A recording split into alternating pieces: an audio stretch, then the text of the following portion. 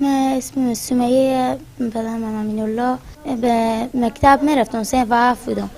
در روز بمونده بود که امتحانا سالانه نخو بودم که برم صنف 8. من عروسی که بکردم دیگه نگذاشتم. هرچی که من گفتم میرم به مکتب میرم. امی خسور ما خوشی ما همگی گفتن که اگه تو بری به مکتب ما کارا مارکی میکنم، موتور بخریدیم و نمقدارمو. هم که میگفتم میرم مکتب و شومه و خوشومه و همه من میزدن که تو نمایی که بری به مکتب. بعد از عروسی هم می شوهر معقول بدور مادر پیش میکرد، پیار پیش میکرد، این مرمی زد دو میداد. باز همه به پدر مادر خود چی نمیگفتم، به هیچ کسی چی نمیگفتم. باز هم به مو رقم تیر میکردم. خود اینا که همه بی سوادن، این هم گفتم ما تو نمیگذارم مکتب. اگه تو بری کارا مارکی میکنه. 15 نفر بودن، همینجا دیگ به سر دیگ دون بود و همیته هم خونه نامیته اونی. اگه بشه شما بریم نگاه کنه خیلی خونه گندی هم دارن. از من 2.5 لک بود پیشکش من. به می 2.5 لک اون خدا شاهده که پیهن من همال 2 لک 3 لک به خونه نمال کرد. بستره بداد، طلا به من بداد، هرچی به من پدرم بداد. نه من هرچی میزدم به مشت و به لغت و به چپات که ایت مثلا اثری نمونه به جان به شلاق ایت چیزا نمیزدن که اثری بمونه. همیت به مشت و لغت و هردم من میزدم و دو میدادم فاش میگفتم.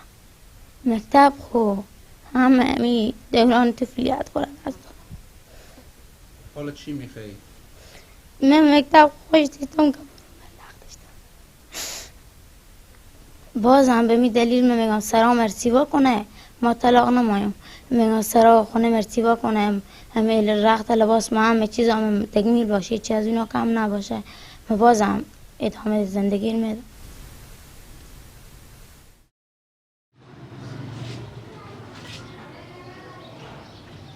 از وقتی که شما آمدیم بعد از پدرم خیلی جنگ دعوا میکرد و چه کردیم بندی شد. 2 سال میشه که بندی شده. بعد از او فعلا هم 4 ماه میشه که بندی شده، یعنی 2 سال بندگیری افسدم بری و چه همه کردم طلاق رم بگرفتم از خشاخ اینا. اونا هم دارن زندگی خور میکنم، من زندگی عادی خور شروع کردم. خیاطی میکنم. من مادرم یک براری دارم، برار من فعلا به شرکت مایه بره کار میکنه دیگه کسی نی از ما که مثلا نوار خانه ما فقط مانه. اول خدا بعد از ما برار مینه کلا نمینه. پدرم کارم نمیکرد. بله فعلا بیتر شده.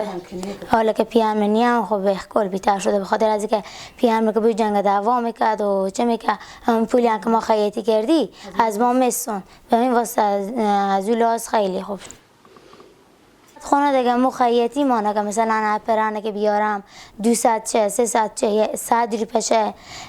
فعلا به می محل ما به می کوچی که ما داریم زندگی میکنه 5-6 تا خیاطیه. ایتنی که فقط ما باشیم، به خاطر از اینکه ما نادارتریم و ارزونتر میدیزیم برای ما خیلی میارم بیشتر خیاطی و پیشمانه. فعلا که از مکتب چیزی گفتن چون که تصمیم قطعی ندارم که برم. از دارالحفاظ دیگه دیپلم خور میگیرم و دارالحفاظ وا میکنم. نه ما عکس ما خارجی ببینم گناه نداره.